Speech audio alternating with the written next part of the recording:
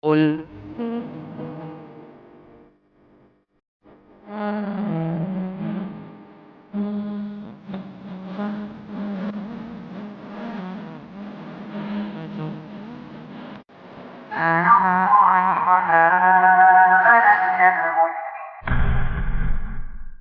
Bismillahirrahmanirrahim. Assalamualaikum warahmatullahi wabarakatuh. Innal hamdalillah nahmaduhu wa nasta'inuhu wa nastaghfiruh wa na'udzu billahi min syururi anfusina wa min sayyiati a'malina. May yahdihillahu fala mudhillalah wa may yudlil fala hadiyalah wa asyhadu an la ilaha illallah wahdahu la syarikalah wa asyhadu anna Muhammadan abduhu wa rasuluh. Allahumma sholli ala nabiyyina Muhammad wa ala alihi wa sahbihi wa sallam. Puji syukur kita panjatkan pada Allah. Shalawat lan salam mugi-mugi tercurah pada junjungan kita Nabi besar Nabi Agung Muhammad sallallahu alaihi wasallam. Ibu-ibu sehat semuanya? Alhamdulillah. Boten nandur? Boten sibuk nih berarti. Apapun rampung? Dereng. Terus kok ngaji? Alhamdulillah. Hah? Ngaji untuk apa? Ngaji ki ora sugih kok ngaji. Ngaji terus ya belum bisa nyaur utang. Ngaji terus juga ya enggak sugih-sugih. Ya kayak biasa kayak gini aja itu ngaji. Iya kan? Apa wis ngaji setahun lebih ini jadi sugih? Ada? Mboten. Utangnya jadi lunas? Mboten. Ngaji ya memang bukan tujuannya itu ya ngaji untuk jadi baik, nggih.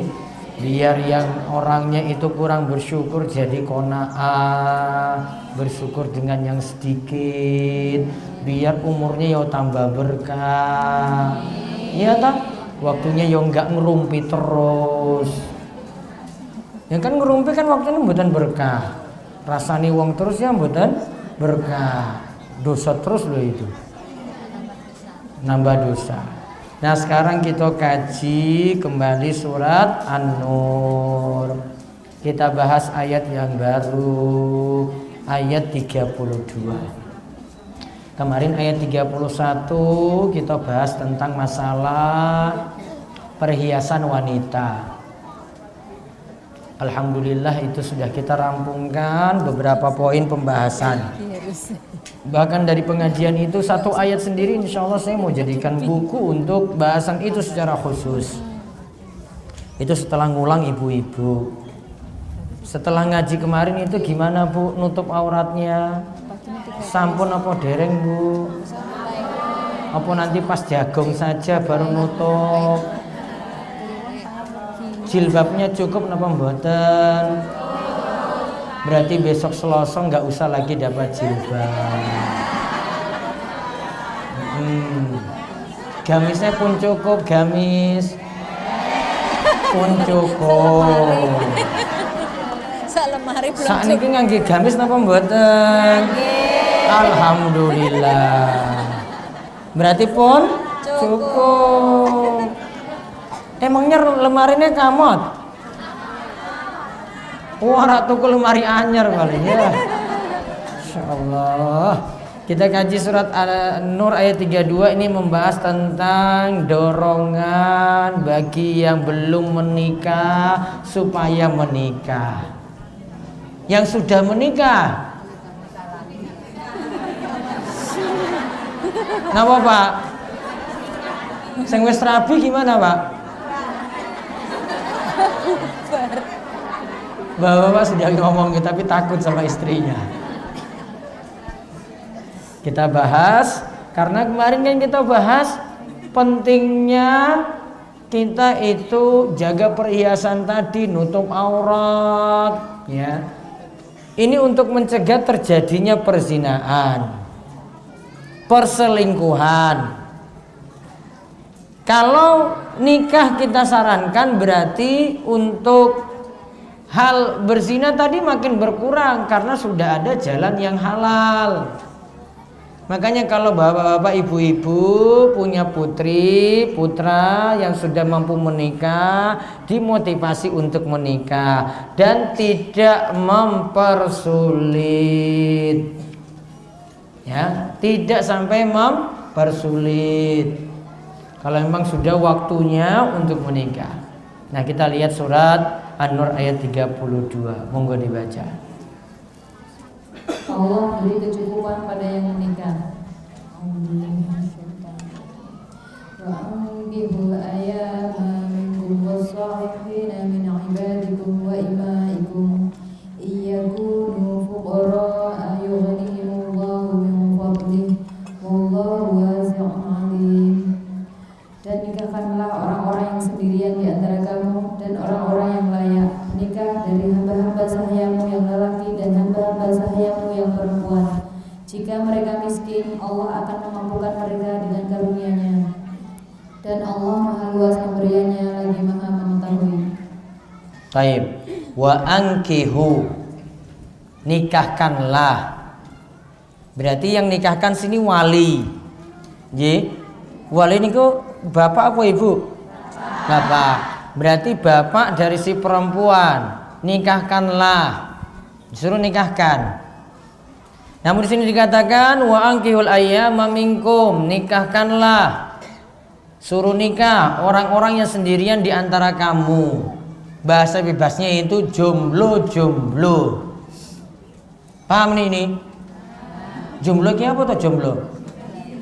Sendirian. Untuk menyempurnakan agamanya dan orang-orang yang layak untuk menikah. Dari siapa? Hamba-hamba sayamu yang laki-laki min ibadikum wa imaikum.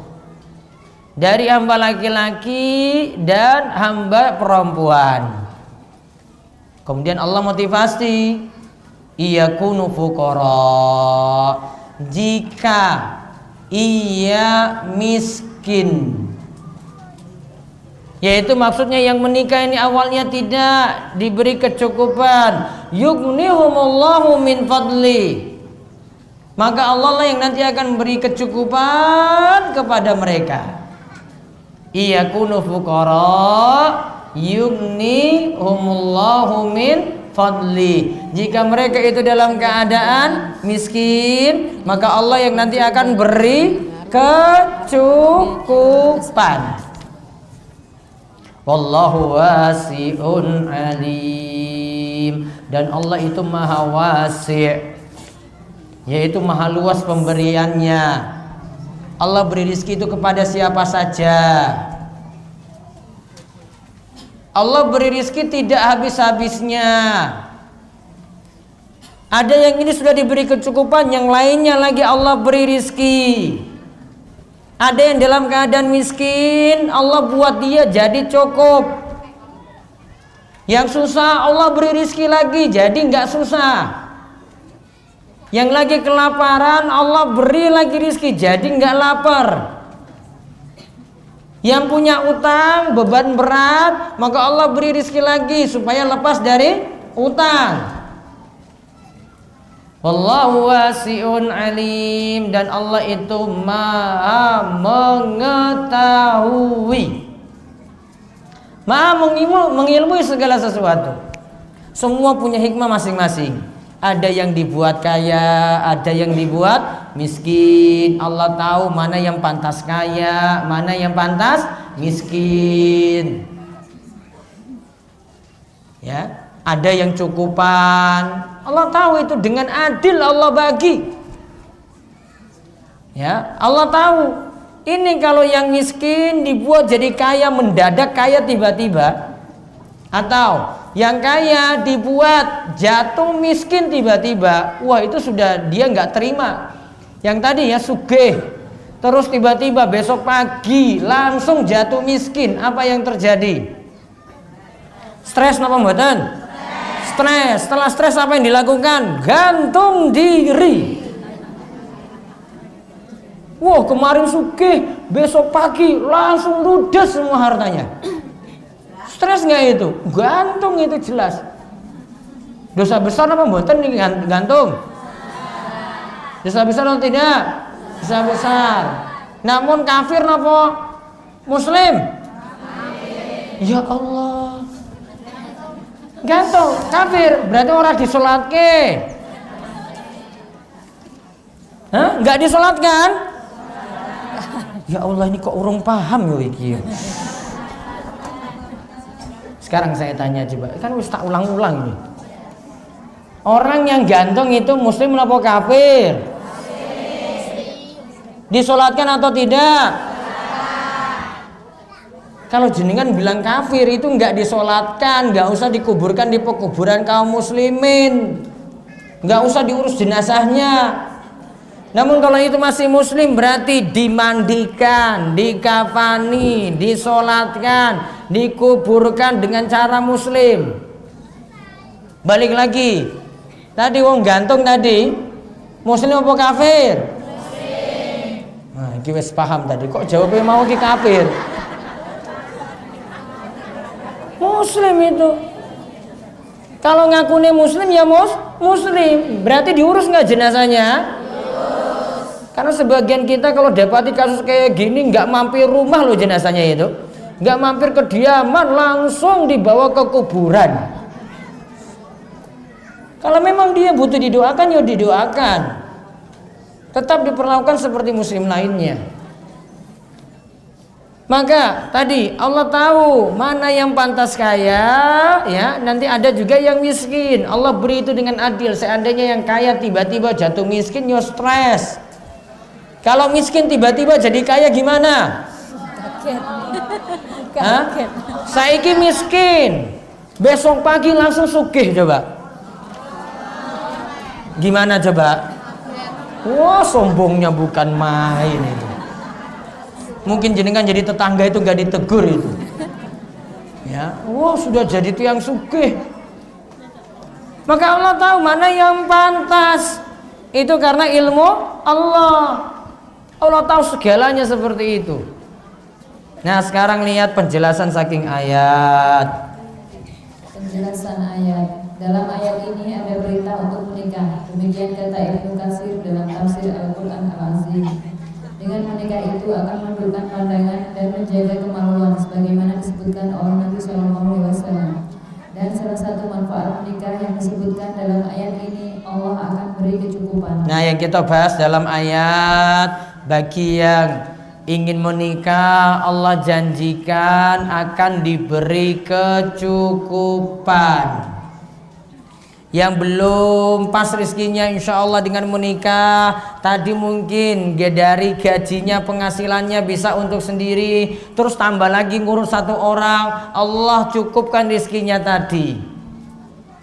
Nah, yang tadi sebelumnya makan sego kucing, nasi kucing itu cuma sendiri, akhirnya cuma nasi sedikit kayak gitu, Allah buat cukup jadi berdua.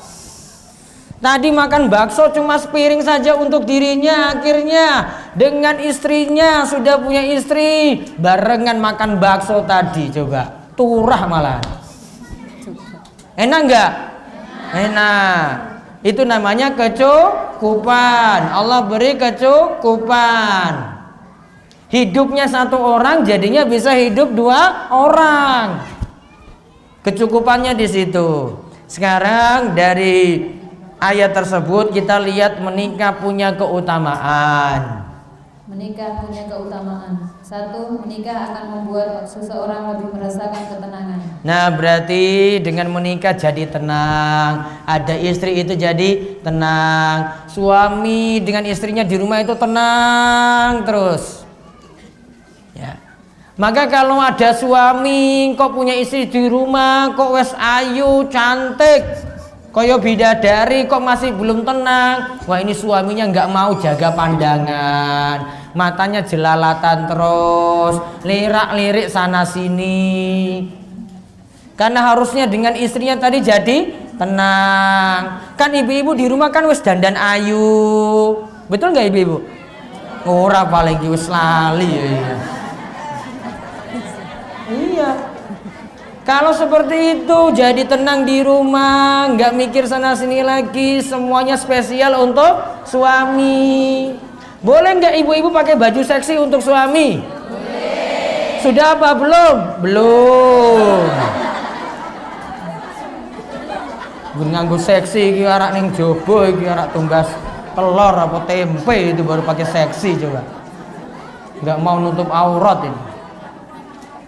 Di depan suami pahala, suami jadi tenang. Itu yang namanya tadi ketenangan. Ayatnya tadi?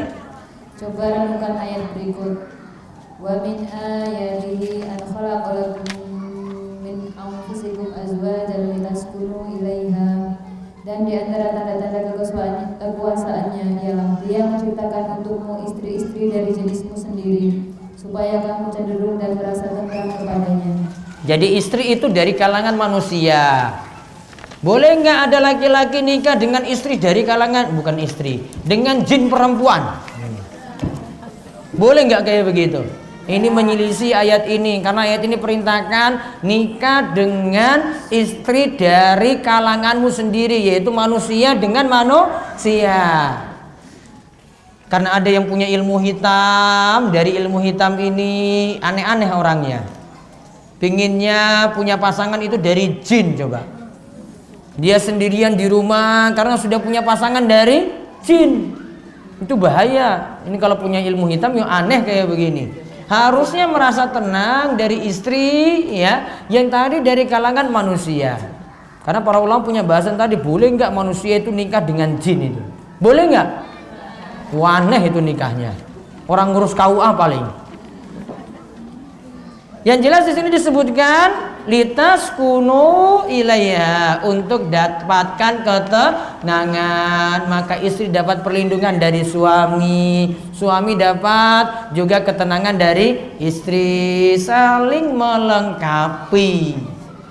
Terus yang kedua, nikah akan membuka pintu rezeki. Masya Allah, rizki semakin terbuka dengan menikah.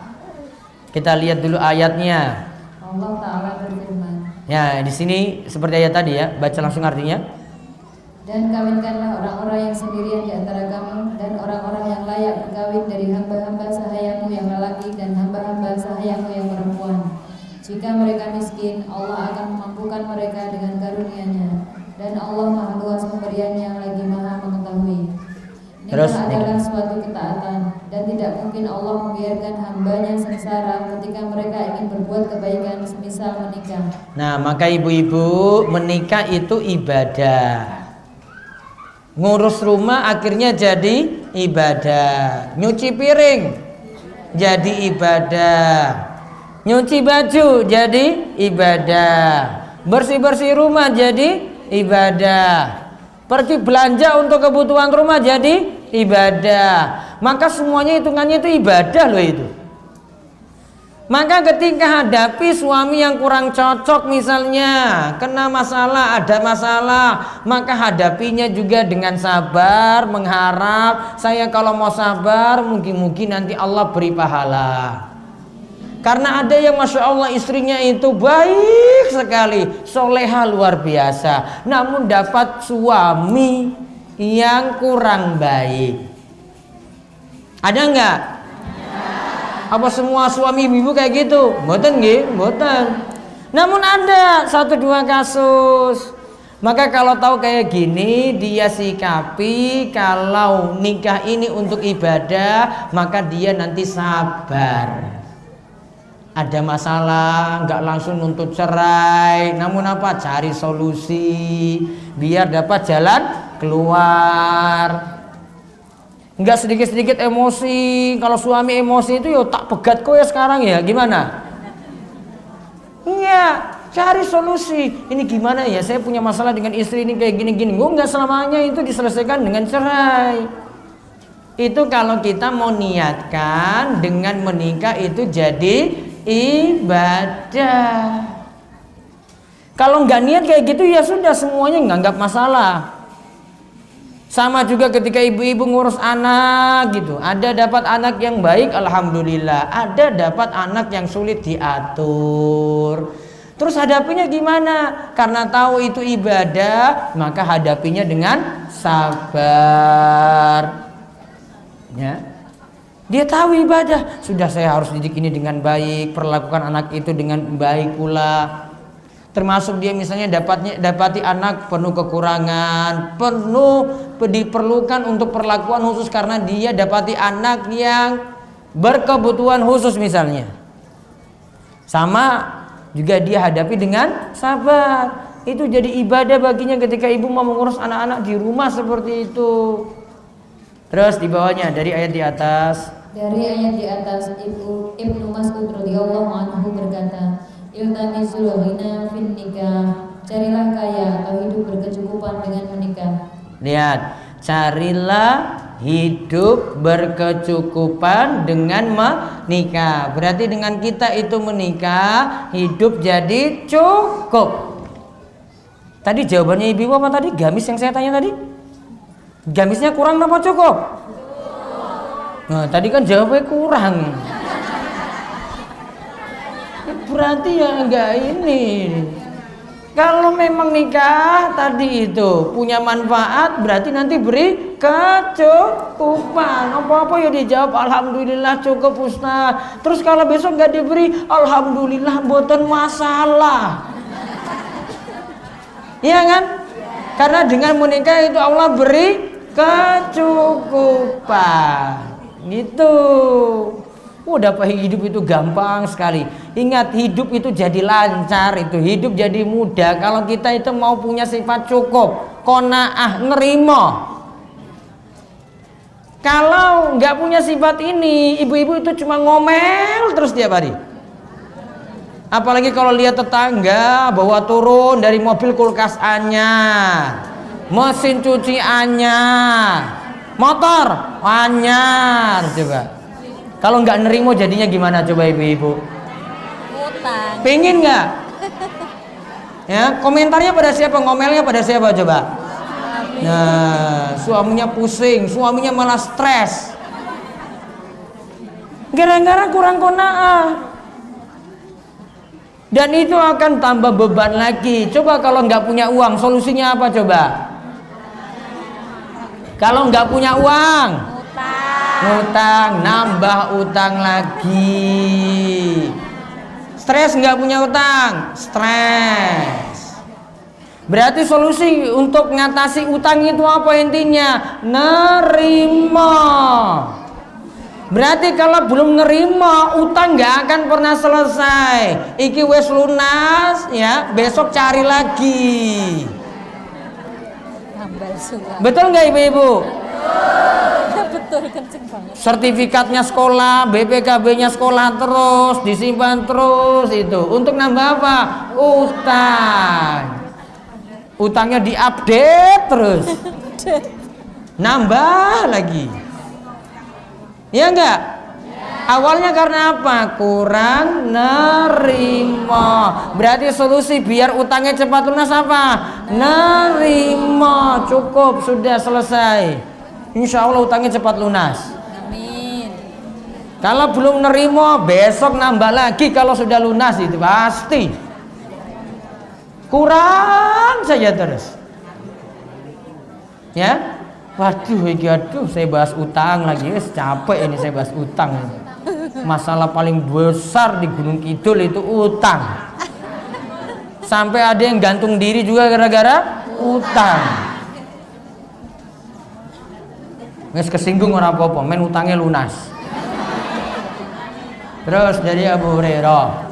Dari Abu Hurairah radhiyallahu anhu bahwasanya Rasulullah sallallahu alaihi wasallam bersabda tentang 3 golongan yang pasti mendapat pertolongan Allah. Di antaranya wan nakihul ladzi yuridul afaf, seorang yang menikah karena ingin menjaga kesuciannya. Nah, dengan menikah berarti dapat pertolongan Allah, apalagi dengan tujuan menikah supaya dirinya terjaga, enggak macam-macam, terutama laki-laki. Makanya kemarin telah kita bahas kalau yang belum menikah dengan yang sudah menikah hukumannya berbeda. Kalau yang belum menikah dihukumi cambuk, kalau berzina dihukumi cambuk sebanyak Berapa kali? 100. Kalau sudah menikah selingkuh berzina, hukumannya apa? Dihukum rajam. Rajam ini apa? Dilempar batu sampai kapan? Sampai mati. Makanya orang yang sudah menikah itu hukumannya lebih berat, karena dia sebenarnya sudah ada tempat pelampiasan syahwat, namun masih cari yang lain, masih kurang. Dia cari yang tidak halal. Terus dalil lainnya lagi, di bawahnya lagi ya, dalil lainnya. Dalil lainnya yang menunjukkan menikah itu akan dibukakan pintu rezeki adalah hadis dari Abu Hurairah radhiyallahu anhu. Ia berkata bahwa Nabi SAW bersabda, "Ma min yawmin yusbihu al-'ibadu fihi illa malakani yanzilani fa yaqulu ahaduhuma Allahumma a'ti munfiqan khalafa wa yaqulu al-akharu Allahumma a'ti mumsikan talafa." Ketika hamba berada di setiap pagi, ada dua malaikat yang turun dan berdoa, "Ya Allah, berikanlah ganti pada yang gemar berinfak atau rajin memberi nafkah pada keluarga." Malaikat yang lain berdoa, "Ya Allah, berikanlah kebangkrutan bagi yang enggan bersedekah atau memberi nafkah." Nah, terus ada keterangan dari Ibnu Battal di bawah. Ibnu Battal rahimahullah menyebutkan bahwa yang dimaksud adalah mengeluarkan infak yang wajib seperti nafkah untuk keluarga dan nafkah untuk menjalin hubungan kekerabatan atau silaturahim. Nah, lihat. Kita dari hadis ini disimpulkan tentang keutamaan cari nafkah. Siapa yang cari nafkah? Suaminya siapa? Sendiri. Suaminya sendiri. Siapa yang cari nafkah? Suaminya siapa? Suaminya sendiri. Siapa tahu nanti diberi sama orang lain. Kalau beri sama orang lain itu selingkuh. Lama-lama nanti jadi zina. Nah, sekarang pagi ini ada dua malaikat. Yang pertama doakan, Allahumma ati munfiqan khalafan. Ya Allah, berikanlah ganti untuk orang yang rajin. Rajin apa? Cari nafkah. Dengan nafkah tadi dia berinfak. Ini doa untuk yang cari nafkah, didoakan oleh malaikat. Ya Allah, nanti akan diberikan ganti. Berarti kalau sudah beri nafkah pada istri, diganti enggak? Allah akan ganti lagi. Terus doa yang kedua, ini untuk orang yang super pelit. Suaminya pelit apa mboten, Bu? Alhamdulillah. Kalau suami pelit berarti kan rizkinya kurang, iya toh? Nafkahnya kurang. Namun kalau suaminya nggak pelit berarti nafkahnya cukup toh? Cukup apa kurang? Alhamdulillah. Kok ini wis beda ya kalau wingi ya? Nah, sekarang malaikat ini lihat ada yang malas berinfak, malas sodako, malas cari nafkah, malah didoakan, ya Allah, Allahumma ati mumsikan talafan. Ya Allah, berikanlah kehancuran. Bahasa bebasnya, ya Allah, berikanlah kebangkrutan, biar dia jadi orang yang bangkrut. Karena apa? Pelit untuk keluarkan nafkah. Sekarang nafkah itu untuk siapa coba? Keluarga itu siapa? Suami nafkahi siapa coba? Istrinya yang mana? Sendiri. Istrinya sendiri. Satu. Siapa lagi? Anak. Terus siapa lagi? Ibu. Putune yo anake langsung yang nafkahi. Orang tua. Ketika orang tua tidak mampu lagi cari nafkah dan hidupnya tidak cukup. 3 berarti nggih? Lihat ini, suami. 1 untuk istri, 2 anak, 3 orang tuanya langsung, bapak mboke langsung. Ketika kapan? Ketika orang tua tidak mampu lagi cari pekerjaan dan rizkinya nggak ada, nafkahnya sudah nggak ada lagi. Sekarang nafkah ibu-ibu itu berupa apa? Air dan batin. Nafkah ibu-ibu berupa apa? 1. Sandang, pangan, papan. Terus apa meneh? Apa kayak saya iso urip? Apalagi Bu, nafkah. Kasih sayang itu urusan lain, ini nafkah dulu, nafkah. Apa Bu? Ibu make up itu diurus suami enggak? Kok gue malah ora dinei paling. Kalau gamis, jilbab itu tanggung jawab siapa? Ustaz. Apa Bu? Sakit banget. Aduh ya Allah. Wah salah tanya ini. Balik. Gak usah tanya.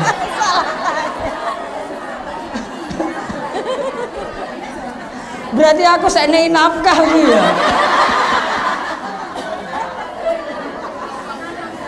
Sandang, pangan, papan. Berarti aslinya yo gamis yo tanggung jawab suami. Salah. Iya ya. Itu kan bagian urusan ibu-ibu, bukan urusan saya. Saya yang ngurus istriku sendiri. Macam-macam ibu-ibu ini. Urusan listrik, nggih, urusan beras, siapa yang tanggung jawab? Nah, itu nafkah. Urusan punya rumah, kalau nggak punya rumah ya berarti ngontrak. Siapa yang ngurus? Nah, suami ora jaluk aku ya. Ustaz, saya belum punya rumahnya. Emangnya urusan saya? Sudah. Terus untuk urusan ibu tampil cantik itu urusan siapa? Suami. Wah, aku meneh coba. Ini saya ngurus. Urusan siapa coba? Suami. Berarti kalau ada lipstiknya kurang, bedaknya kurang, apa meneh? Ibu dandannya pakai apa toh? Oh, iya kan kalau dalam rumah. Pokoknya minta sama suami. Itu urusan nafkah. Namun tugas istri itu banyak melihat keadaan suami itu seperti apa. Kalau memang suami itu nggak cukup, rizkinya pas-pasan, berarti harus sadar kekurangan. Paham ibu-ibu? Orang masa nuntut terus lihat pekerjaan suami gajinya pas-pasan. Pokoknya saya pingin ini. Gajinya berapa? Ya 1 minggu cuma 100.000. Ya nggak bisa. Sisanya cuma 100.000 ya nggak bisa nuntut macam-macam Bu. Makanya tadi dituntut nerima. Itu. Nah terus baca lagi di bawahnya. Jika sudah menikah. Jika sudah menikah namun belum juga kaya, bagaimana? Ada beberapa alasan disebutkan oleh para ulama sebagaimana diutarakan oleh Syekh Mustafa Al-Adi Hafizahullah. Lihat, kan tadi kita bahas kalau sudah menikah Allah beri kecukupan. Namun kok ada yang sudah menikah kok nggak cukup. Nah ini pembahasannya pertama. Pertama, kecukupan itu tergantung kehendak Allah, masyiah Allah. Sebagaimana Allah Ta'ala berfirman, wa in khiftum ailatan fasawfa yughnikumullahu min fadlihi insya. Dan jika kamu khawatir menjadi miskin, maka Allah nanti akan memberimu kekayaan kepadamu dari karunia-Nya jika Dia menghendaki. Jadi Allah yang kehendaki, siapa yang kaya, siapa yang miskin, siapa yang cukup. Terus ayat di bawahnya lagi. Fayakshifu ma tad'una ilaihi insya. Maka Dia menghilangkan bahaya yang karenanya kamu berdoa kepadanya jika Dia menghendaki. Nah, jadi sesuai kehendak Allah. Kalau Allah kehendaki kita cukup, Allah beri kecukupan. Semua tergantung dengan masyiatullah. Semua kejadian di alam ini, Bapak Ibu-ibu, turunnya hujan, datangnya rizki, kita sehat, umur panjang, semua tergantung kehendak Allah. Nggak ada yang bisa menentang ini. Ada yang Allah takdirkan terus sehat saja. Ada yang mau celakakan dia jadi sakit. Tidak ada yang bisa kalahkan kehendak Allah. Ada yang mencelakakan dia di jalan Allah kehendaki kamu akan selamat sampai ke tujuan, maka dia pasti akan selamat. Nggak mungkin ada yang bisa melawan kehendak Allah. Kehendak Allah itu pasti menang. Ini dia mau buat hajatan besar, manten besar coba dia mau buat. Terus ngundang pawang. Apa pawang itu kerjaannya? Hujan. Tolak hujan. Ya. Dia bawa pawang paling sakti coba. Kalau Allah kehendaki hujan turun, tetap nggak hujan turun? Hujan. Kalau Allah kehendaki banjir gimana? Tetap nggak banjir? Yo banjir. Pawang hujan tadi nggak bisa buat apa-apa untuk menolak hujan. Kehendak Allah yang menang. Apapun yang Allah kehendaki pasti terjadi. Kalau Allah tidak kehendaki tidak akan terjadi. Terus yang kedua. Kedua, umumnya orang yang menikah akan diberi kecukupan rezeki oleh Allah. Umumnya yang menikah Allah akan beri kecukupan apa? Rizki. Yang ketiga. Ketiga, jika yang menikah tadi dengan menikahnya ingin menjaga kesucian diri, itulah yang membuat Allah beri kecukupan, sebagaimana janji dalam hadis yang disebutkan di atas. Nah berarti kalau tujuan menikahnya untuk jaga kesucian diri, maksudnya biar nggak selingkuh, biar matanya bisa dijaga, biar nanti tidak lirik-lirik yang lain. Niatnya benar, maka nantinya Allah akan beri kecukupan. Terus yang keempat. Keempat, kecukupan itu diperoleh bagi yang bertakwa kepada Allah dan mencari sebab yang syar'i untuk mendapatkan rezeki. Nah ingat, kita hidup cukup itu untuk yang bertakwa, untuk yang rajin ibadah, untuk yang tinggalkan maksiat. Berarti orang yang gak bertakwa biasanya hidupnya itu gak cukup. Allah buat sulit, hidupnya susah terus. Makanya kalau kita jauh dari Allah, Allah sulit kasih pertolongan. Berarti solusi biar kita selamat dari berbagai macam musibah, mau masalah utang sampai nanti terjadinya gempa, tsunami, solusinya itu adalah tinggalkan maksiat. Ya, tinggalkan maksiat. Selama masih banyak maksiat-maksiat tersebar di Gunung Kidul, dosa-dosa besar sampai kesyirikan, itu musibah akan selalu datang. Namun kalau kita mau dekat dengan Allah, nuntut ilmu, ngaji, tinggalkan maksiat, tinggalkan kesyirikan, Allah nanti akan beri pertolongan dengan segera. Terus yang kelima. Kelima, yang dimaksud ghina atau cukup atau kaya di sini adalah kaya hati atau hati yang selalu merasa cukup. Cukup itu standarnya di hati. Maka qanaah itu di hati. Kalau hatinya cukup, diberi apapun dia syukuri walaupun sedikit. Terus yang keenam. Keenam, yang dimaksud adalah Allah beri kecukupan dengan karunia-Nya dengan yang halal sehingga ia terjaga dari zina. Berarti diberi kecukupan yang halal. Ingat, kalau suami itu kerja, Bu, yang dipentingkan itu bukan bawa pulang penghasilan yang banyak. Namun yang penting apa? Bawa pulang penghasilan yang halal. Beda enggak? Penghasilan yang halal, penghasilan yang banyak. Beda atau tidak? Beda. Ibu pingin yang mana? Halal dan banyak. Nambah meneh aku pilihannya iki kok. Halal. Halal apa banyak?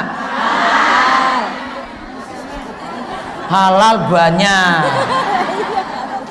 Kalau misalnya pas-pasan ya disyukuri, yang penting itu halal. Terus keenam. Ketujuh, kekayaan itu diperoleh karena jatah rezeki untuk suami bergabung dengan rezeki istri. Nah itu rezeki suami gabung dengan rezeki istri. Allah beri kecukupan. Dengan ini bisa nyukupi untuk 2, tambah anak lagi jadi 3, anaknya 2 jadi 4, anaknya 3 jadi 5, anaknya 4, 6. Mau anak berapa, Bu? 2 ini buatan cukup. Saya kan gak ikut program pemerintah. Melanggar saya itu. 3 belum cukup, nambah lagi mudah-mudahan. Amin. Iya tak? Iya. Daripada nambah istri, nambah anak wae. Kan kalau nambah istri di demo ibu-ibu gimana coba? Kabeh ora gelem ngaji iki ustaz ki rabi meneh. Nah, iya tak? Makane ora gawe masalah aku. Apa? Langsung kamus tutup itu paling.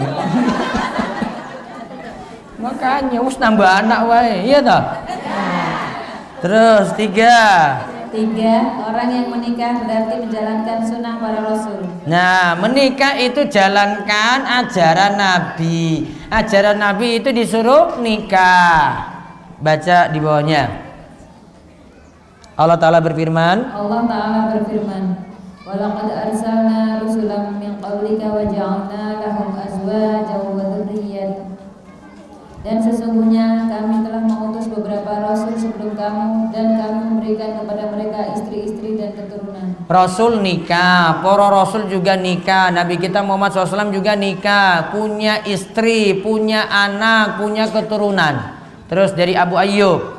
Dari Abu Ayyub Al-Ansari radhiyallahu anhu, Rasulullah sallallahu alaihi wasallam bersabda, arba'un min sunanil mursalin al-haya'u wat-ta'attur was-sawabu wan-nikah. 4 perkara yang termasuk sunnah para rasul, yaitu sifat malu, memakai wewangian, bersiwak, dan menikah. Nah, ini ajaran Rasul 1, sifat malu. Rasul itu sangat malu. Yang kedua, memakai wewangian, ya, terutama untuk bapak-bapak. Kalau ibu-ibu itu cukup di rumah untuk suami. Soalnya kalau ibu-ibu pakai wangi-wangi, banyak yang tergoda. Paham ibu-ibu? Nah, nggak usah macam-macam dengan wanginya, karena ibu-ibu kalau pakai wangian itu tertinggal nih 200 meter itu masih kecium. Wah, ibu ini kok tinggal parfumnya di sini, orangnya sudah ke sana. Dibawa pikiran kemana-mana. Beda kalau laki-laki yang pakai. Terus yang ketiga, siwak. Siwak itu kayu kecil dipakai untuk wangikan mulut. Mulutnya jadi wangi. Kalau kita sekarang pakai sikat gigi, dulu itu Nabi SAW pakai apa? Siwak. Siwak itu menghilangkan bau mulut. Terus yang keempat, nikah. Nikah termasuk ajaran Nabi SAW. Terus yang keempat, 4. Menikah Nabi akan menjaga kemaluan dan menundukkan pandangan. Dari Al-Qamah, ia menyatakan bahwa ia bersama Abdullah bin Mas'ud di Mina. Ketika itu Utsman radhiyallahu anhu menemuinya. Ia pun berdiri dan berbincang-bincang dengannya. Utsman mengatakan kepadanya, wahai Abu Abdurrahman, kenapa kamu tidak menikahi gadis, supaya gadis tersebut mengingatkan padamu tentang masa lalumu? Abdullah bin Mas'ud menjawab, engkau berkata seperti itu, dan Rasulullah SAW telah bersabda kepada kami. Ya, langsung artinya, wahai para pemuda, barang siapa yang memiliki ba'ah kemampuan, maka menikahlah. Karena itu lebih akan menundukkan pandangan dan lebih menjaga kemaluan. Barang siapa yang belum mampu, maka berpuasalah, karena puasa itu bagai obat pengekang baginya. Baik, maka disuruh untuk jaga kemaluan, biar tidak berzina, untuk nundukkan pandangan, disuruh menikah. Kalau tidak mampu menikah, kata Nabi SAW, banyak puasa sunnah. Terus yang kelima, 5. Menyempurnakan separuh agama. Dari Anas bin Malik radhiyallahu anhu, ia berkata bahwa Rasulullah SAW bersabda, jika seseorang menikah, maka ia telah menyempurnakan separuh agamanya. Karenanya bertakwalah kepada Allah dan pada separuh yang lainnya. berarti kalau belum menikah, separuh agamanya itu berkurang, masih kurang separuh agama. Kalau dengan menikah, terjaga kemaluannya, tinggal dia sempurnakan lagi separuhnya. Terus yang keenam, yang terakhir, 6. Hubungan intim dengan pasangan yang sah adalah sedekah. nah, hubungan intimnya saja jadi sedekah. Terus dalam hadis disebutkan, wa fi budai ahadikum sadaqah, dan persetubuhan salah seorang di antara kamu dengan istrinya adalah sedekah. terus baca artinya lagi berikutnya. Mereka bertanya, wahai Rasulullah, apakah jika salah seorang di antara kami memenuhi syahwatnya, ia mendapat pahala? Rasulullah SAW menjawab, tahukah engkau atau jika seseorang memenuhi syahwatnya pada yang haram, dia berdosa. Demikian pula jika ia memenuhi syahwatnya itu pada yang halal, ia mendapat pahala. Berarti hubungan suami istri itu dapat pahala. Jadi sodako. Makanya siap-siap ibu-ibu malam minggu. Arak ngopo to malam minggu to Bu? Sudah cukup sampai di situ. Ada pertanyaan yang langsung. Taib, ada pertanyaan. Assalamualaikum Ustadz. Waalaikumsalam. Saya berdua kakak beradik selalu mengikuti kajian Ustadz di mana-mana. Tapi saudara saya susah untuk memakai jilbab. Iki wis ngaji namun urung nganggo jilbab. Ya. Bila keluar rumah cuma kalau ke pasar dan layat saja plus ngaji. Bila saya ingatkan menutup auratnya, jawabnya apa ning omah iki kon apa ini? Nganggo. Nah, dia bilang jilbab panjang cuma untuk ngaji saja. Tolong Ustadz diterangkan. Ibu-ibu kalau keluar rumah atau ada laki-laki lain walaupun dalam rumah suruh nutup aurat. Itu yang kita sudah bahas kemarin loh. Ya, nutup auratnya apa ibu-ibu? Aurat ibu-ibu apa? Ibu-ibu seluruh tubuh kecuali muka, telapak tangan. Meskipun situ ada penjual apa itu biasanya tempe pagi-pagi mau tumbas, ya, tetap juga pakai jilbab. Pingin jemur baju di luar rumah pakai jilbab nggak? Pakai. Mau pergi ke pasar pakai juga gitu. Makanya itu pesantren kan bantu biar ibu-ibu mudah. Mudahnya apa? Tinggal mikir untuk tuku beras. Jilbabnya ya sesok Selasa kalau dapat.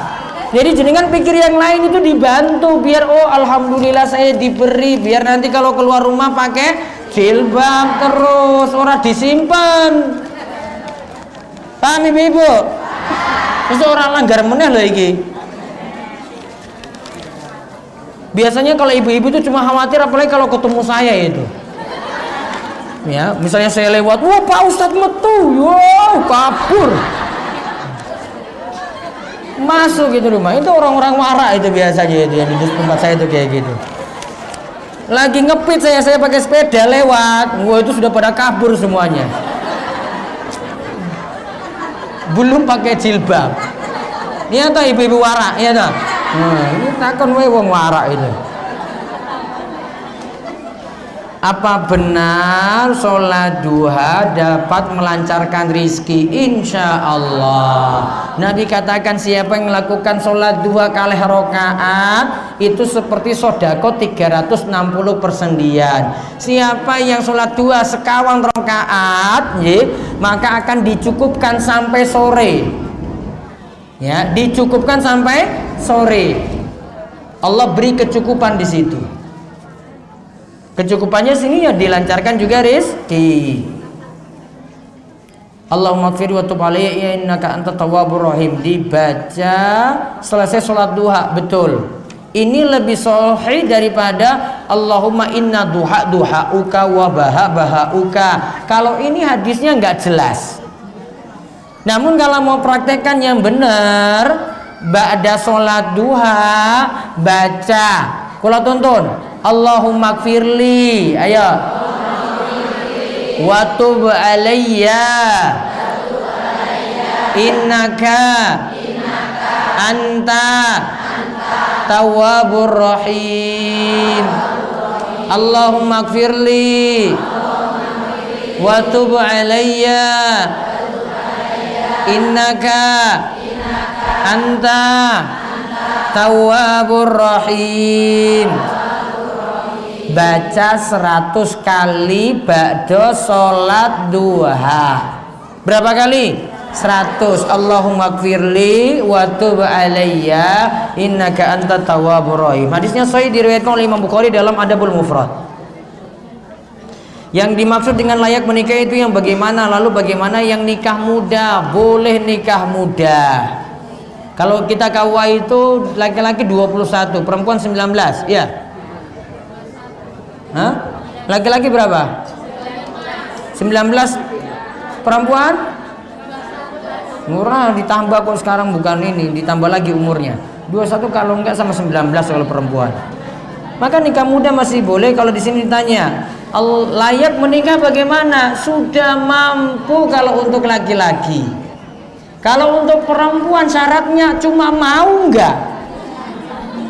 Itu aja. Namun kalau laki-laki mampu beri nafkah. Kalau perempuan sudah mau atau tidak?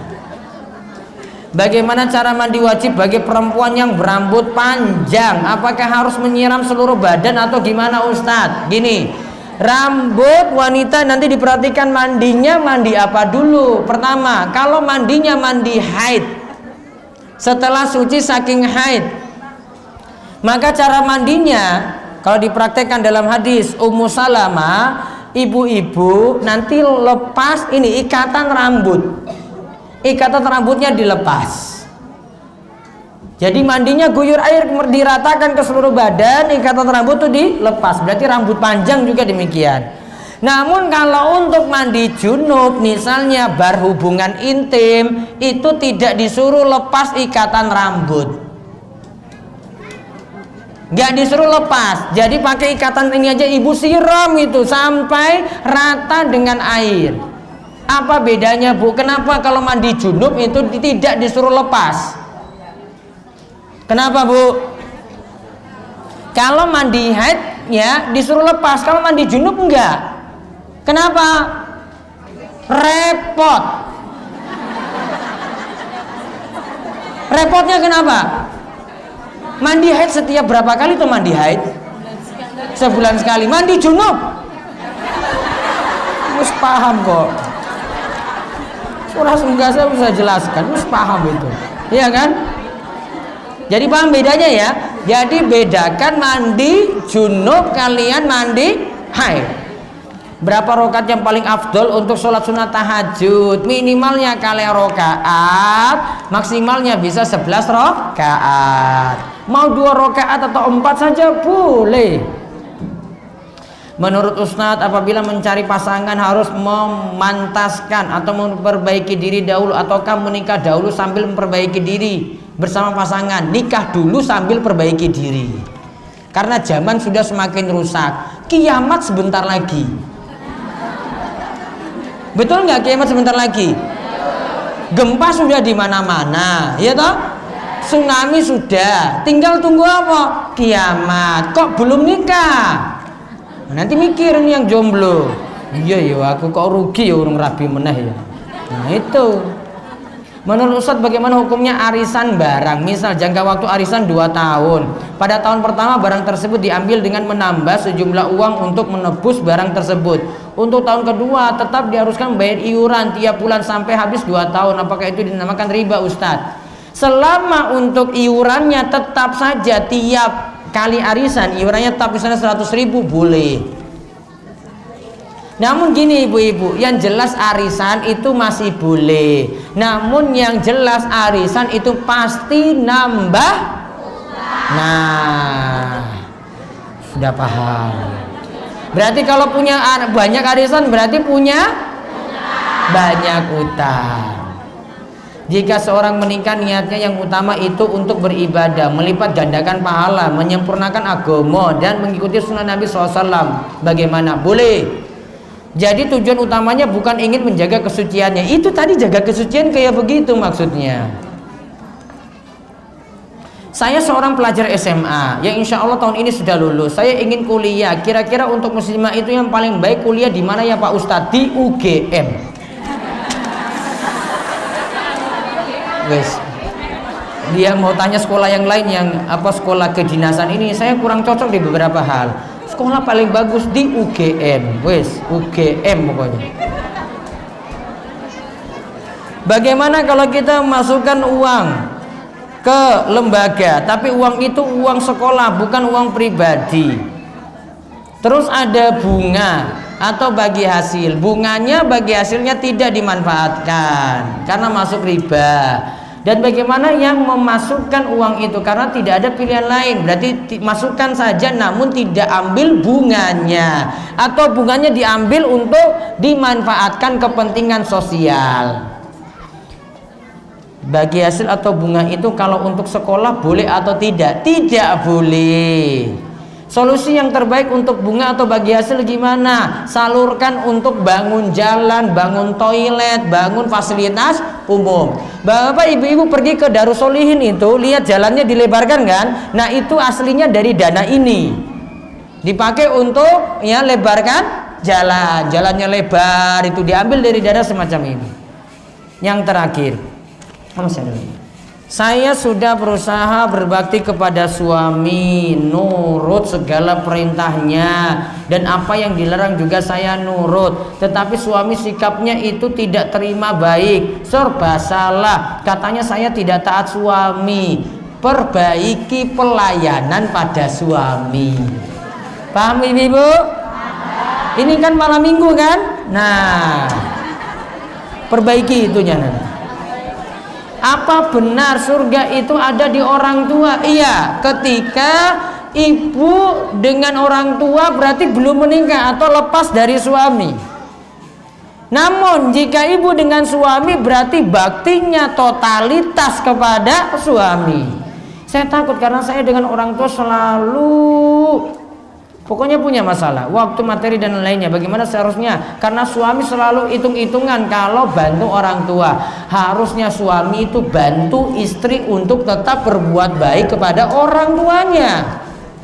Alias suami bantu juga istri untuk baik dengan mertuanya sendiri. Itu kan mertuanya. Dia tetap membuka peluang untuk berbuat baik. Wallahu a'lam bishawab. Mungkin manfaat yang sedikit ini. Insyaallah kita lanjut lagi Sabtu Kliwon tanggal berapa, Nji? Awal bulan, tanggal setunggal, ya tanggal setunggal Desember, Nji, Sabtu Kliwon. Nanti kita lanjut lagi insyaallah, dan mugi-mugi kita senantiasa dinaungi pertolongan Allah, mendapatkan kecukupan, qanaah nerimo, rizki kita dilancarkan, keluarga kita juga diberikan ketenangan, dan mugi-mugi terus tolabul ilmi, dan insyaallah kita terus ngaji dan Allah memudahkan kita jalan menuju surga. Allahumma amin. Kita tutup kalian doa kafaratul majlis, monggo. Subhanakallahumma bihamdika asyhadu an la ilaha illa anta astaghfiruka wa atubu ilaik. Assalamualaikum warahmatullahi wabarakatuh.